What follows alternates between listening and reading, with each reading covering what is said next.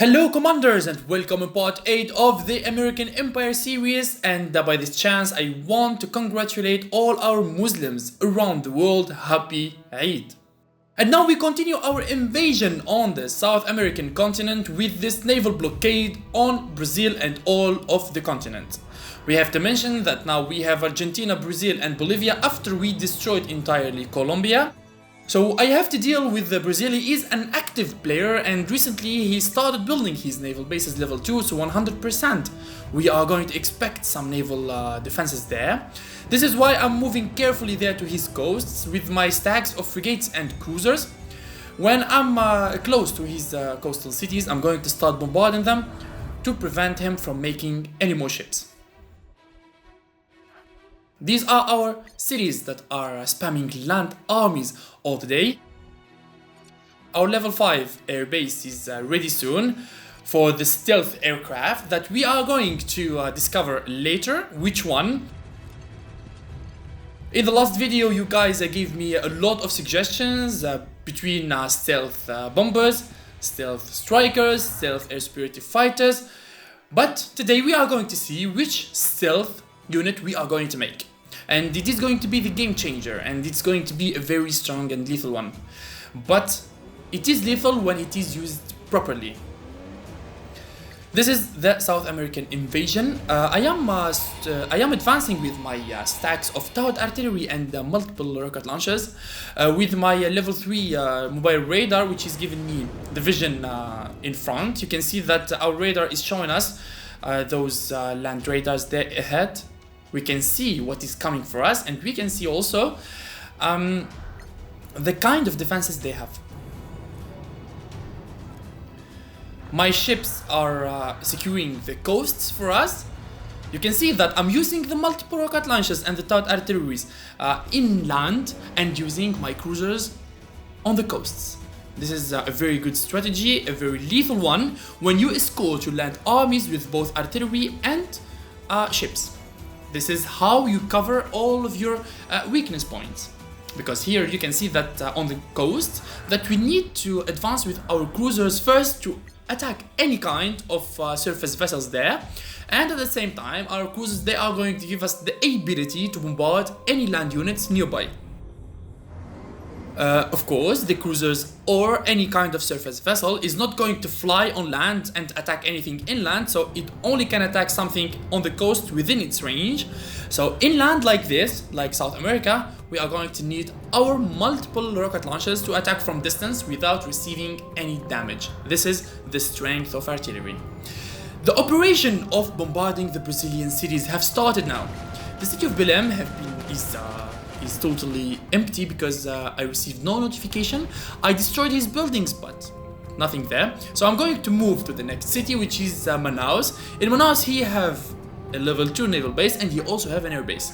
So in that city is going to be very important to destroy, because if he is making any kind of aircrafts, he is going to make them in that city in particular. This is why I'm sending there a stack of cruisers and frigates. If you have naval patrol aircrafts or any kind, or maybe ASW helicopters, the combo of cruisers and frigates is gonna keep me safe. I keep 2 National Guards in the city after I conquer it and keep going forward. Bogota have been taken by Rogue State. We cleared it with our multiple rocket launchers. Now I'm going to take it. 2 National Guards is enough to keep that city stable and prevent it from turning rogue state. I'm patrolling over my units there with my air superiority fighters because I have no air defenses there. My SAMs, they did not reach the front yet.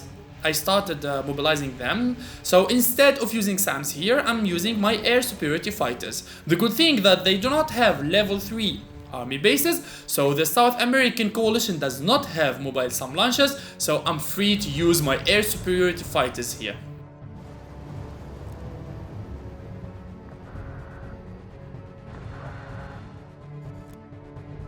I will spam more and more multiple rocket launchers with also SAMs at the same time.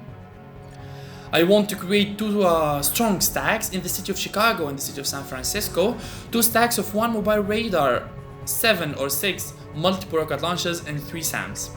And of course, our air superiority fighters, they are going to defend us from the helicopters. Or maybe we can use the F-22 Raptor, the American stealth air superiority fighter, the best there is.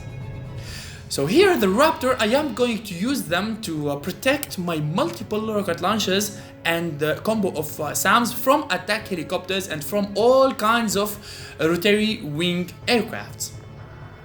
Stealth air superiority fighters, they have a tremendous damage against other air superiority fighters and against any kind of aircrafts. Here Brazil is using a lot of spies on us. That was a smart move from him. So about the stealth air superiority fighters, and also we can infiltrate behind enemy lines without being seen. At the same time, we can launch cruise missiles from the air superiority fighters. So soon I am going to start the research of the cruise missiles, and I am going to create the deadliest combo of stealth air superiority fighters, cruise missiles, and attack helicopters that are going to be carried by the aircraft carriers.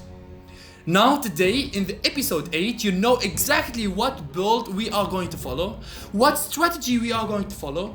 This combination that I am seeking in this series with America is the strongest Air Force combo you are going to see in the game. The combo of stealth air superiority fighters, max level cruise missiles, and attack helicopters. This is deadly. You are going to see this strategy on the battlefield in upper stages, because now after we are going to conquer South America, we are going to start immediately making the aircraft carriers, because we are going to need them to move our helicopters to move to other continents. Later we will decide which is going to be our next enemy, which is going to be Africa or Asia.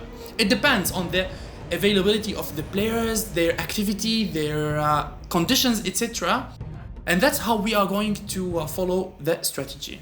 The research of the F-22 Raptor has finished, and now let's spam these stealth air superiority fighters. I'm going for the level 4 recruiting office. Why? To spam them very quickly in large numbers. This is why I am leveling up my recruiting office, to reduce the mobilization time of the stealth ASF.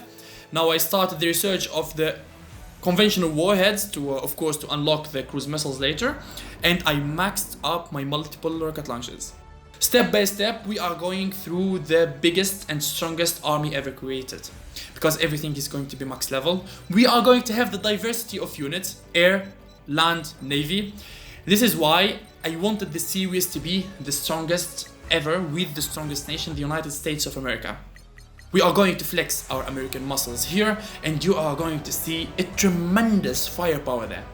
I planted counter-ops in all of my homeland cities there, because I don't want Brazil to eat me up with his sabotage agents and destroy my buildings. That is very bad, and it's going to cost us a lot of resources and time as well. So I have a decent amount of cash. I recruited a lot of counter-ops. So guys, please, about two questions that I have been receiving all day in all of the comments. First of all, those 100,000 pieces of gold were a gift from Conflict of Nations. And I never use gold in my games and in my videos, never, because I do not want to lose the credibility of my wins, my hard work. I don't want to lose that by using gold, so I never use gold. The second thing, how I have 23 nuclear warheads. We are playing an apocalypse map, and in apocalypse maps, every nation in the game is going to receive 3 nuclear warheads. It's not the same. It's not going to be 23 for everyone. For example, I guess Korea or Libya or something, small nations, they are going to have like 14. That's it. But big nations like United States and Russia, they are going to have 23 nuclear warheads. I hope it's clear that you received the information, so I hope I do not receive the same questions over and over again. We are at the end of today's episode, guys. Thank you for watching, and see you in episode 9.